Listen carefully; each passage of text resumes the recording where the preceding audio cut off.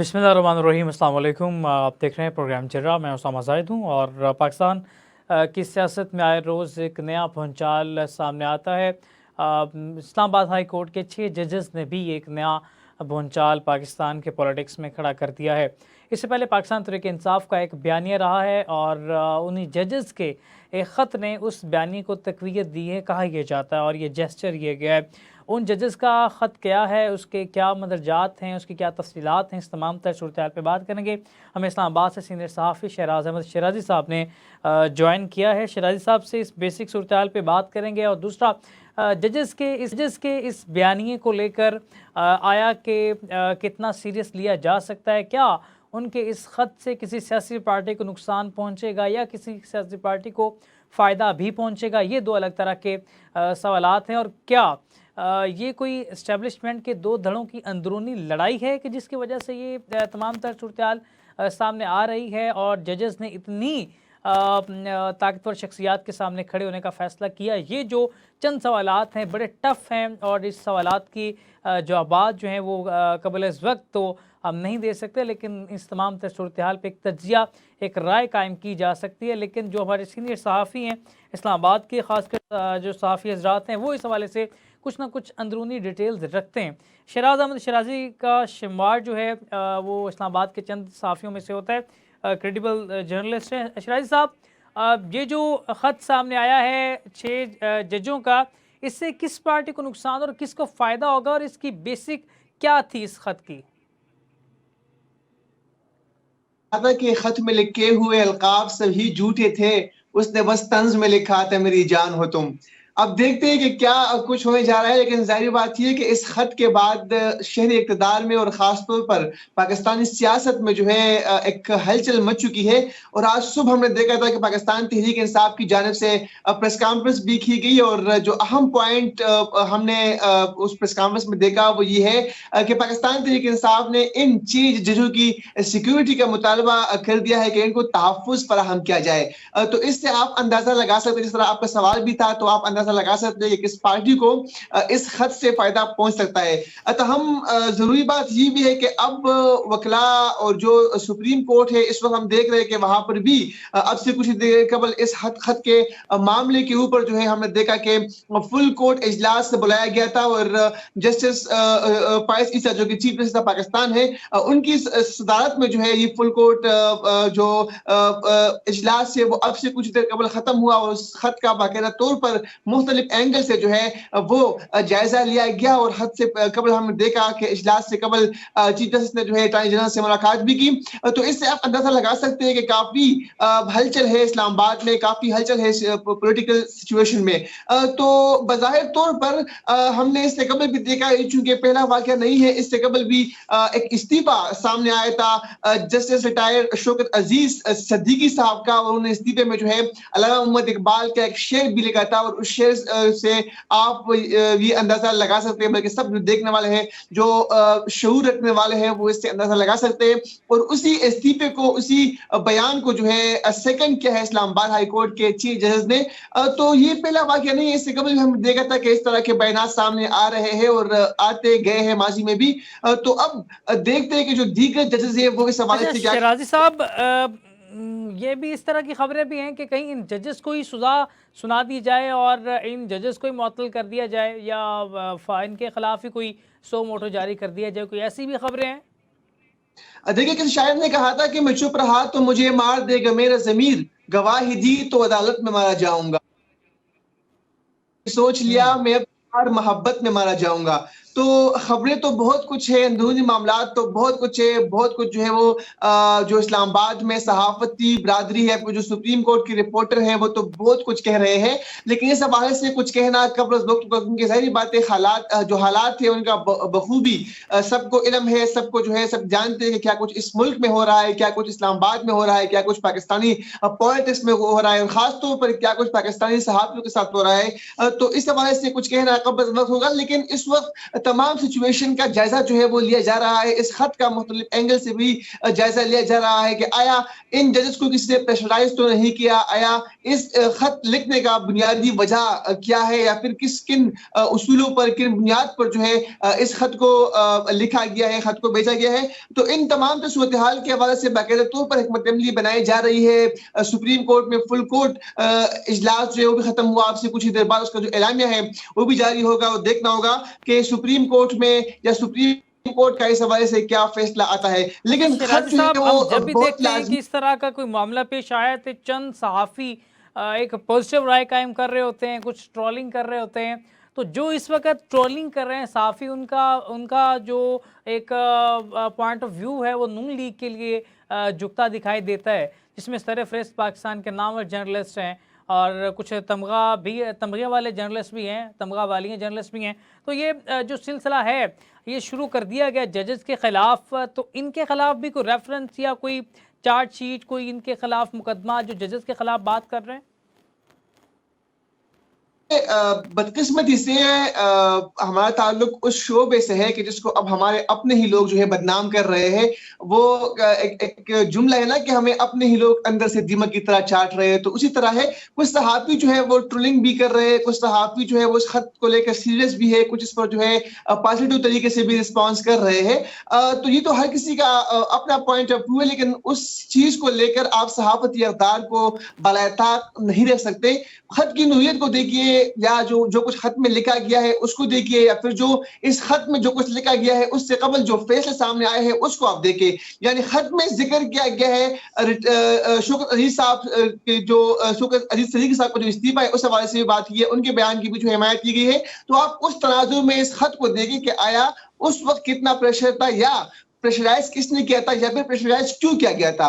तो बुनियादी वजूहात जो है वो जांचने की जरूरत है, बुनियादी वजूहात जो है वो परखने की जरूरत है, वो सामने लाने की जरूरत है। और यही वक्त की अहम जरूरत है कि इस वक्त हम देखते हैं कि पॉलिटिकल जो पर्सनालिटीज है वो भी इल्जामात लगा रहे हैं मखसूस जो इदारे हैं उन पर। अगर सहाफ़ी हमारे हैं तो वो भी उन पर इल्जाम लगा रहे हैं। अब वकला की तरफ से भी पैगामात या जो आवाजें हैं वो बुलंद दिखाई दे रहे हैं। तो इससे बज़ाहिर तो लग रहा है कि कुछ ना कुछ तो हो रहा है, लेकिन कुछ कहना इसलिए कि अभी सुप्रीम कोर्ट का जो एलामिया है वो जाहिर नहीं हुआ। जैसे ही वो एलामिया आता है तो उसमें जाहिर बात है कि आज हमने देखा कि तकरीबन 2 घंटे 12 मिनट से ज्यादा बाकायदा तौर पर जो फुल कोर्ट है उसमें इस खत का जायजा लिया गया। तो उसके बाद ही कोई हम जो है किसी बात पर पहुंच सकते हैं, किसी नतीजे पर पहुंच सकते हैं कि उस एलामे में क्या होगा, जो कि अभी सुप्रीम कोर्ट की जानिब से जारी नहीं हुआ और उसका ही जो है वो इंतजार किया जा रहा है। लेकिन ये कि खत में जो है बहुत कुछ है और बज़ाहिर तौर पर ये लग रहा है कि कुछ पॉलिटिकल पार्टी जो है उनको इस खत से काफी फायदा जो है पहुंच सकता है, क्योंकि उनकी बयानिया को फोकियत मिली है। यानी जो बयानिया किसी खास पॉलिटिकल पार्टी का था उसी बयानिया को फोकियत मिली है इस खत से। शराजी साहब, यहाँ पे एक और भी पॉइंट है। मौलाना फजल रहमान साहब ने ईद के बाद दमादम मस्जिद जो है वो उसका ऐलान कर दिया है। वो कहते हैं मैदान के अंदर फैसले होंगे, ऐवान के अंदर फैसले नहीं होंगे। इस खत के बाद मौलाना फजल रहमान भी इससे कोई फ़ायदा उठाने की कोशिश करेंगे या उठा सकते हैं? देखिए बिल्कुल, मौलाना फजल रहमान साहब, चूंकि मैं पिछले 7 सालों से मजहबी जमातों को कवर कर रहा हूँ, मौलाना साहब को मैं कवर कर रहा हूँ, और मौलाना साहब जो है जब उनको कोई फुल टास्क करे तो वो फुल टास्क पर चक्का लगाना खूब जानते हैं। और ये भी उनके लिए फ्री हिट है, और फ्री हिट से बढ़कर फुल टास्क है तो इस पर वो चक्का जरूर लगाएंगे और इस खत से जो है वो भी फायदा उठा सकते हैं, क्योंकि वो ऑलरेडी कह चुके हैं, वो ऑलरेडी इंतखाबात को जो है दानिशरा करार दे चुके हैं, वो ऑलरेडी इंतखाबात में इदारों की किरदार पर सवालात उठा चुके हैं। और अब जिस तरह उन्होंने बाकायदा तौर पर एहतजाजी मुजाहिरों की कल जो है बल्कि आज सुबह 4 बजे कॉल भी दी है कि पहला जो है पश्चिम में होगा, उसके बाद कराची, फिर पेशावर, फिर लाहौर। तो अब इस खत को लेकर मौलाना फजल रहमान साहब के पास जो है एक बयानिया पैदा हो चुका है और अब वो इस चीज को भी पेश करेगा।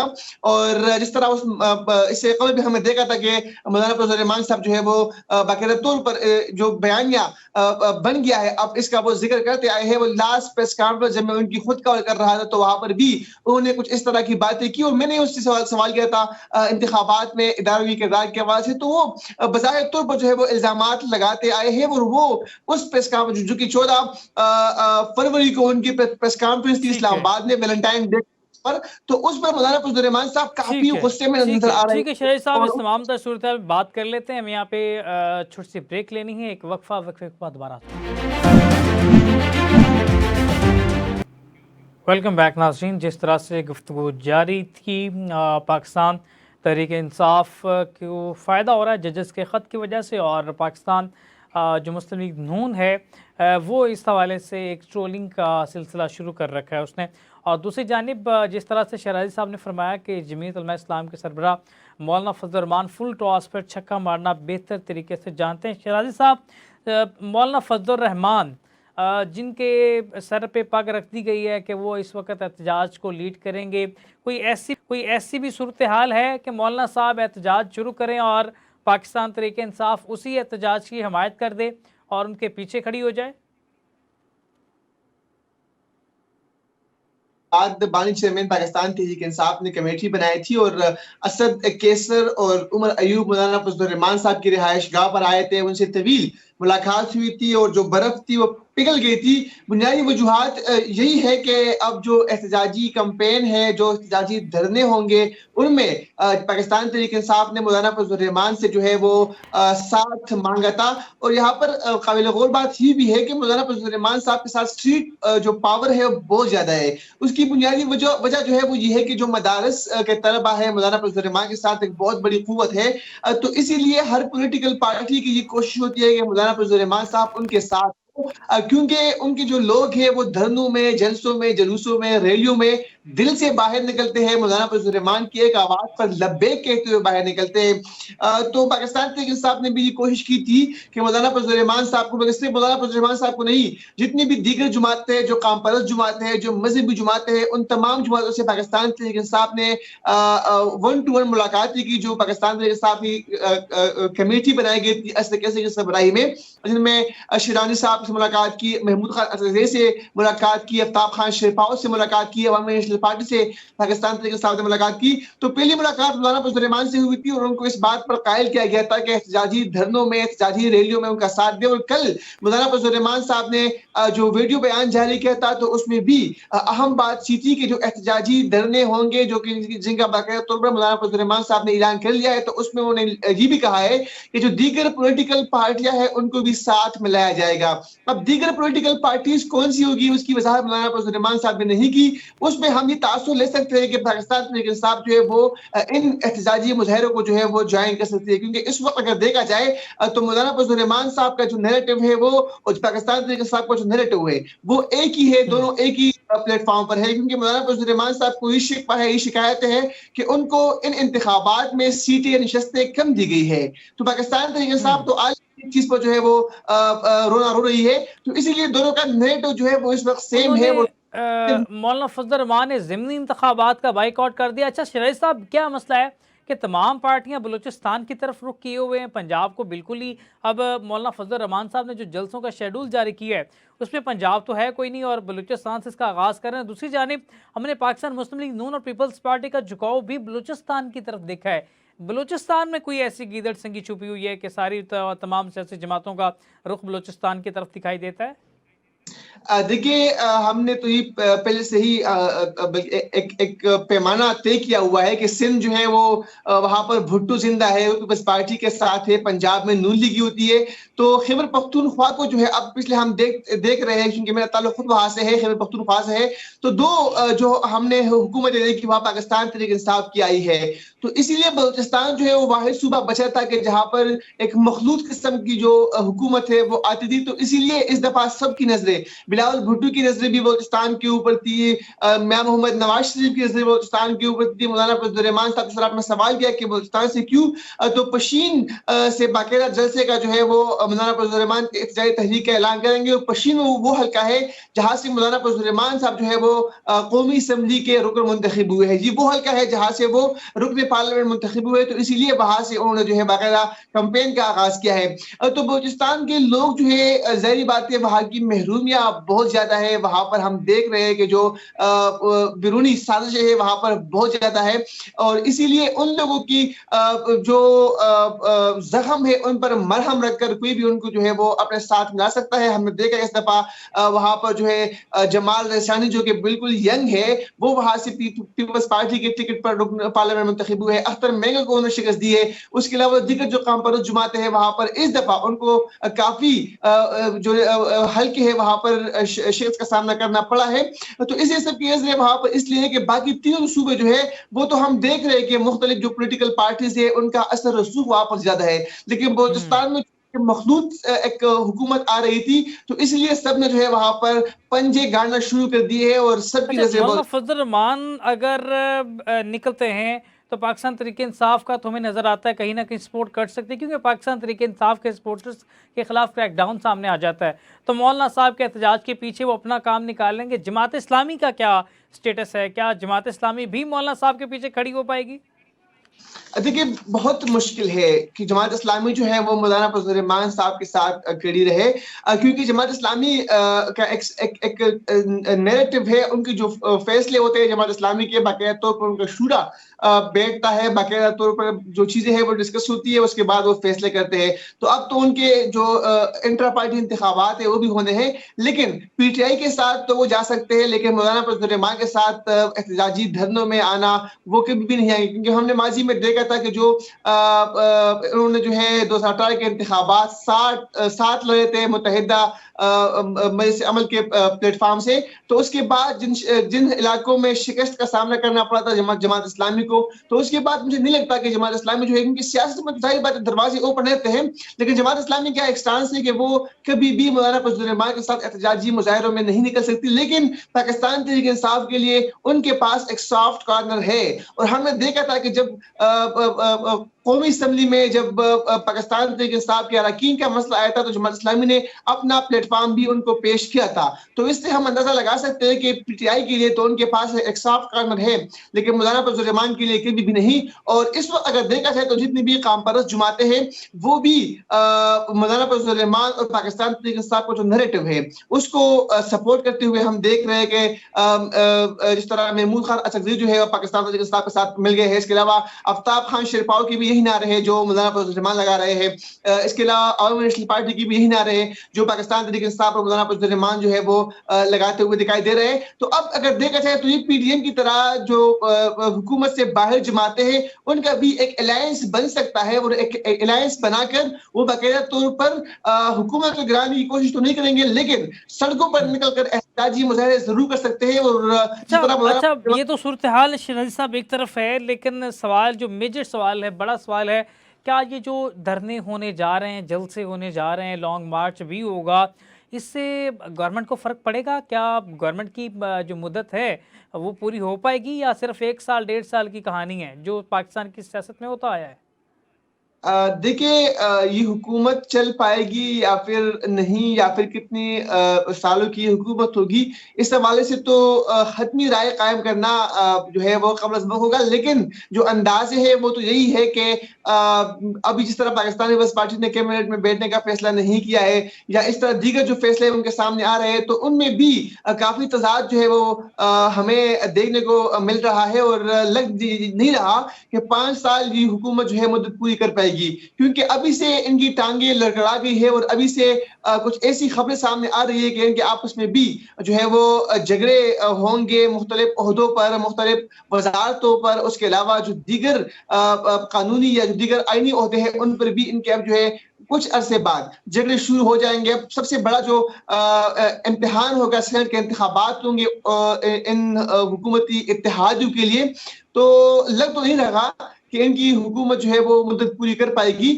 لیکن جو جہاں تک دھرنوں اور احتجاجی مظاہروں کی بات ہے تو ایک پریشر حکومت پر بلڈ ضرور ہو سکتا ہے. یعنی آپ دیکھیں اسلام آباد جیسے شہر اقتدار ہے, یہاں پر اگر پارلیمنٹ کے سامنے مختلف پولیٹیکل پارٹیز کے لوگ بیٹھے تو حکومت پر تو ظاہری بات ہے ایک پریشر بلڈ کر سکتے ہیں. اس طرح اگر لاہور میں بیٹھے یا پھر اگر بلوچستان کی شہر میں بیٹھے یا وہاں سے دھرنوں کا آغاز کرے تو حکومت پر پریشر ضرور جو ہے وہ بلڈ کر سکتی ہے جتنی پولیٹیکل پارٹیز ہے.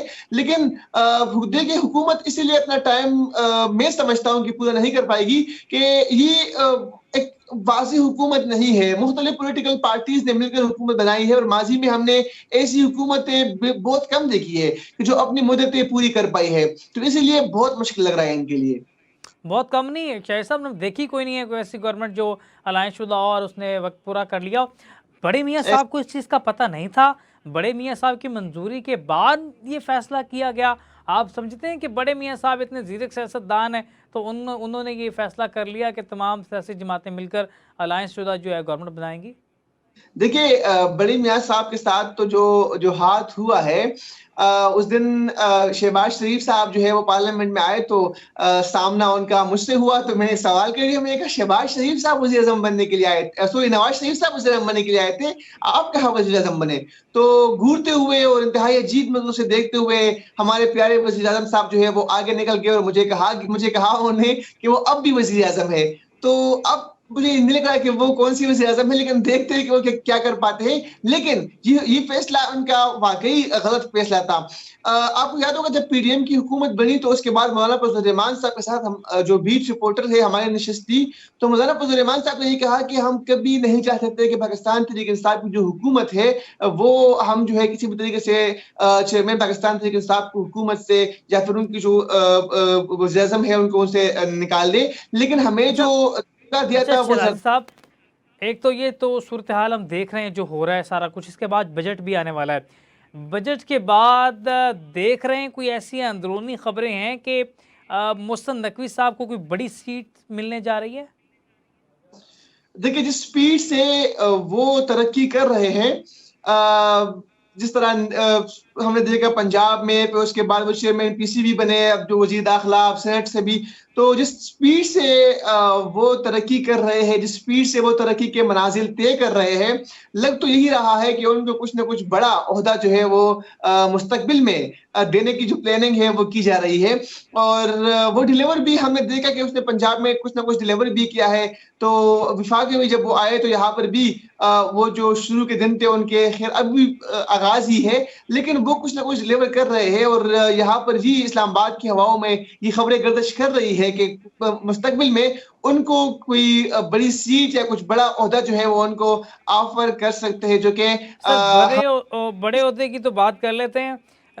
हमारे पास हम थोड़ा सा वाज़ेह कर दें, ये गैर मुसद्दिका खबर है, हमारे नाज़रीन ज़रा इसको गैर मुसद्दिका लफ्ज़ को ज़रा नोट कर लें कि बजट के बाद वज़ीर आज़म शहबाज शरीफ की छुट्टी करा के कहीं मोहसिन नकवी साहब को बिठा दिया जाएगा। ये कोई ख़बर है शहजाद साहब, इसमें सदाकत है? देखिए इस तरह की बहुत सारी खबरें जो है वो इस्लामाबाद की हवाओं में ज़ेर गर्दिश है, लेकिन मुसद्दिका मैं इसलिए नहीं कहूँगा कि अभी तक क्योंकि जो फैसला साज होते हैं उनकी तरफ से या कोई हमारे पास ठोस सबूत या इस तरह कुछ नहीं है, लेकिन खबरें तो कहीं से भी आ सकती है, गर्दिश तो कहीं से भी कर सकती है, अफवाहें तो कहीं से भी चल सकती है, लेकिन इस तरह की अफवाहें ज़रूर इस्लामाबाद की हवाओं में ज़ेर गर्दिश है और अब देखते हैं कि क्या होता है। लेकिन फिलहाल मोहसिन नकवी साहब जो है वो वज़ारत दाखिला के मनसब पर फाइज है और शहबाज शरीफ साहब वज़ीर आज़म की कुर्सी पर विराजमान है। जोड़ी दोनों की बहुत अच्छी है और अब देखते हैं कि वो क्या कर पाते हैं या जो वादे शहबाज शरीफ साहब ने किए थे और जिस तरह हमने देखा है कि उन्होंने काबीना बनाई है, तो अब इस हवाले से भी कुछ कहना कब्ज़ है, लेकिन अब देखते हैं कि वो क्या कर पाते हैं। ये भी एक सवाली निशान है। शहजाद साहब बड़ी ज़बरदस्त गुफ्तगू कर गए इस सूरत हाल पे। अच्छा थोड़ा सा हम आसफ़ अली ज़रदारी साहब की कंडीशन में बात कर लें। उनकी जो पुरस्रार खामोशी है, बिलावल भुट्टो की पुरस्रार खामोशी है, उसके पीछे क्या राज कार फरमा है? देखिए ये खामोशी उनकी जो है ये मायने खेज है और खामोश मिजाजी तुम्हें जीने नहीं देगी, इस दौर में जीना है तो कोहराम मचा दो। तो कोहराम मचाने की तैयारी है और जरदारी साहब कभी भी इस तरह खामोश नहीं रहते और जब भी वो इस तरह खामोश माजी में हुए हैं तो वो कुछ बड़ा करने की प्लानिंग करते हुए दिखाई दिए है। तो अब देखते हैं उनके पास भी काफी कुछ है करने को, उन्होंने भी काफी लोगों से कई वादे किए थे, लेकिन अब कैबिनेट में चूंकि वो उन्होंने फैसला किया था कि वो नहीं बैठेंगे, लेकिन उनकी खामोशी को उनकी कमजोरी ना समझा जाए। जरदारी साहब काफी ज़िर सियासतदान है और हमने माजी में भी कुछ उनके ऐसे फैसले देखे हैं कि बाद में सब हैरान और परेशान थे। तो इसीलिए जरदारी साहब जो है जिस तरह उन्होंने प्लानिंग की, जिस तरह उन्होंने गेम जो है वो खेला है और जिस तरह वो सदर की कुर्सी पर विराजमान हुए हैं और जिस तरह उन्होंने आईनी ओहदे लिए हैं, तो इससे आप अंदाजा लगा सकते हैं कि वो कुछ बड़ा करने की जो है वो प्लानिंग कर रहे हैं, और कुछ ही दिनों में जो सूरत हाल है वो सबके सामने वाज़ेह हो जाएगी कि जरदारी साहब की खामोशी या उसकी जो पुरस्कार खामोशी थी वो खामोशी क्यों है। बाकी बिलावल भुट्टो के लिए वो जो कुछ करना चाह रहे थे, ज़ाहिर बात है शुरू में हमने देखा उनसे भी मुज़ाकरात भी हुई, फिर शुरू हुसैन साहब जो है मैदान में आए, उन्होंने सबके दरमियान जो है एक मुफाहमत का जो रास्ता है वो इख्तियार करने की तलकीन की और जरदारी साहब मान गए। लेकिन कुछ शराइत या मशरूत किस्म की जो उनकी ये सदारत की कुर्सी थी वो तो ली है, लेकिन बहुत कुछ जो है वो करने जा रहे हैं, और अनकरीब सब कुछ जो है वाज़ेह हो जाएगा कि जरदारी साहब खामोश क्यों थे। अच्छा, जरदारी साहब इस जब भी आए हैं उन्होंने अपना वक्त पूरा किया है, अगर वो सदारती जो उनका टेनोर है पूरा करने में कामयाब हो जाते हैं तो बिलावल के लिए कोई बड़ा छक्का खेल सकते हैं? देखिए बिल्कुल पीडीएम की हुकूमत में या उससे उसके बाद हमने देखा था कि बिलावल भुट्टो साहब जो थे वो काफी दौरे कर रहे थे, और उनके लिए जो है एक प्लानिंग की जा रही थी कि जो अगला वज़ीर आज़म होगा पीपल्स पार्टी से होगा, Bilawal Bhutto Zardari next prime minister होंगे, उसके लिए तमाम इंतजामात उन्होंने मुकम्मल कर लिए थे, और इसीलिए उनके जो है हमने देखे थे कि बैरूनी ममालिक के दौरे उनके जारी थे। फिर यहाँ पर इस्लामाबाद में भी उनके लिए ग्राउंड बना दिया गया था, लेकिन चूंकि दरमियान में बड़े मियाँ साहब आ टपके और बड़ी मियाँ साहब की एंट्री हुई, तो इसीलिए फिर बिलावल भुट्टो के तो ऐसे मुश्किलात का सामना रहा। लेकिन उसके बावजूद भी जरदारी साहब जो है वो खामोश नहीं बैठे, उन्होंने मुलाकातें भी की, कई बड़ी बड़ी मुलाकातें उन्होंने की। शायद अगर मैं यहाँ पर जिक्र करूँ तो मेरे लिए भी मुनासिब नहीं होगा, लेकिन ये कि उन्होंने बड़ी बड़ी मुलाकातें की और उसके बाद जो है तो ऐसे वो खामोश रहे हैं। लेकिन आने वाला वक्त जो है वो अब चूंकि पीडीएम की हुकूमत में भी नून लीग काफी गंदी हुई है, काफी लोग जो है वो नून लीग से नाराज थे, और इस हुकूमत में भी चूंकि जो मखलूत हुकूमत होती है उसमें ये होता है कि आपके पास जो है वो इख्तियारात बहुत कम होते हैं, आप फैसले नहीं कर पाते, आप अवाम की जो उमंगे हैं उन पर पूरा नहीं उतरते, तो इसीलिए अवाम जो है वो फिर मखलूत हुकूमत से कतराती है, और हमने माजी में भी इस तरह के बहुत सारे वाकयात देखे हैं। तो इस दफा भी ये हुकूमत भी जो है चूंकि मखलूत हुकूमत होगी, और इससे भी अवाम को जो है कुछ फायदा नहीं मिलेगा। जिस तरह IMF की शायद आप देखें जिन शर्तों पर उन्होंने कर्जा दिया है, तो इसीलिए अब जो मुस्तकबिल में कंपटीशन होगी वो PTI और पीपल्स पार्टी के माबेन होगी, और इससे यानी नून लीग की इस हुकूमत से बिलावल भुट्टो जरदारी को काफी जो है वो फायदा पहुंच सकता है, और आने वाले वक्तों में बिलावल जो है वो बहुत कुछ हासिल कर सकते हैं। क्योंकि सारी बातें इस वक्त जो हुकूमत है वो इस सिचुएशन में नहीं है कि वो आज खुद कोई फैसला कर सके, यानी वज़ीर आज़म साहब जो है वो खुद कोई फैसला करने के काबिल नहीं है, क्योंकि उनके पास अलायंस में दीगर पॉलिटिकल पार्टीज है, और उनको फैसला करने में या उनको कोई राय कायम करने में राजी करना काफी मुश्किल होता है, क्योंकि सारी बात है हर पार्टी के अपने तरजीहात और मफादात होते हैं। तो इसीलिए मखलूत हुकूमत जो है वो डिलीवर करने से कासिर रहती है, और जो अपोजिशन होती है। शहराजी साहब, आखिर थोड़ा सा बात कर लेते हैं अपने कप्तान के बारे में। कप्तान साहब जो हैं ईद से पहले बाहर आ रहे हैं, या उनकी रिहाई का कोई रास्ता हमवार होता दिखाई देता है? अब ये तो चीज़ वाजे डील वाला जो पहाड़ बनाते हैं हमारे रावी साहब या कुछ और दीगर अहबाब, तो वो बुशरा बीबी का बयान आ जाता है या खान साहब का बयान आ जाता है तो धड़म पुश हो जाता है। तो अब क्या सिचुएशन है खान साहब की? क्या लग रहा है उनके केसेस को देख के? और आ सकते हैं बाहर, क्या आ रहे हैं? देखिए आपने माजी में देखा होगा कि खान साहब के साथ बहुत गहरा ताल्लुक रहा है मेरा, मुख्तलिफ प्रेस कॉन्फ्रेंसेस में, मुख्तलिफ पेशू के मौका पर। अब जो ग्राउंड है वो बनाया जा रहा है चेयरमैन पाकिस्तान तहरीक इंसाफ इमरान खान को बाहर निकालने के लिए, लेकिन वो कहते ना कि हमें अपने ही लोगों ने मारा है, गैरों में कहा दम था। तो वही बात है कि जब भी कोई इस तरह कोई ग्राउंड बना लेते हैं या फिर कोई जो बयानिया पाकिस्तान तहरीक इंसाफ का बन जाता है, तो दरमियान में अपने ही लोग आके वो बयानिया खराब कर देते हैं। यानी अब एक जो सिचुएशन थी वो बन गई थी, हालात बिल्कुल नॉर्मल हो गए थे। दरमियान में बुशरा बीबी का बयान दोबारा सामने आया, दोबारा उन्होंने साहब से बात की, पूरा बयानिया जो है उन्होंने खराब कर दिया है। या इससे कबल हमने देखा कि इस तरह की जब सिचुएशन बन गई, जब मुख्तलिफ केसेस में खान साहब को रिलीफ मिलना जो है वो शुरू हो गया, दरमियान में शेख नवाज साहब जो है वो अटक के, तो जो अपने लोग हैं खान साहब के, वो कहीं ना कहीं इमरान खान की रिहाई में रुकावटें डालने की जो है वो या तो मजमूम कोशिश है या फिर जो है उनकी नादानी है कि वो कुछ ना कुछ कर पाते हैं। वो जो हालात बन بن رہے ہوتے ہیں وہ دوبارہ خراب ہو جاتے ہیں. لیکن اب یہ ہے کہ گراؤنڈ ریئلٹی یہ ہے کہ عمران خان صاحب کے لیے جو ہے ایک میدان بنایا جا رہا ہے, اور عنقریب جو پاکستان تحریک انصاف کے بانی چیئرمین عمران خان صاحب ہے وہ اپنے کارکنان کے درمیان ہوں گے, اور لگ ہی رہا ہے جس طرح ان کی کیسز کی جو ہے وہ سماعت جاری ہے تو باہر نکل سکتے ہیں. لیکن اس وقت میں یہ, چونکہ میں پی ٹی آئی کو بڑی قریب سے رپورٹ کر رہا ہوں, اس وقت جو پاکستان تحریک انصاف کو نقصان پہنچایا جا رہا ہے, جو خان صاحب کی رہائی میں رکاوٹ ہے, وہ پی ٹی آئی کے اپنے ہی لوگ ہیں جو کہ اپنی مفادات کے لیے پارٹی کے اندر گروپ بندی جو ہے انہوں نے بنائی ہے. ہم دیکھتے ہیں کہ دو تین لوگ جو ہے وہ پاکستان تحریک انصاف کے اندر مل کر انہوں نے جو ہے اپنے گروپ بنائے ہوئے ہیں. تو اگر یہ گروپ بندی ختم کرے, اکٹھے ہو کر خان صاحب کی رہائی کے لیے کچھ کرے, تو مشکل نہیں ہے کہ خان صاحب عید سے پہلے جو ہے باہر ہو. ٹھیک ہے, بہت شکریہ شہراز صاحب, آپ نے اس تمام صورتحال پہ بات کی ہے.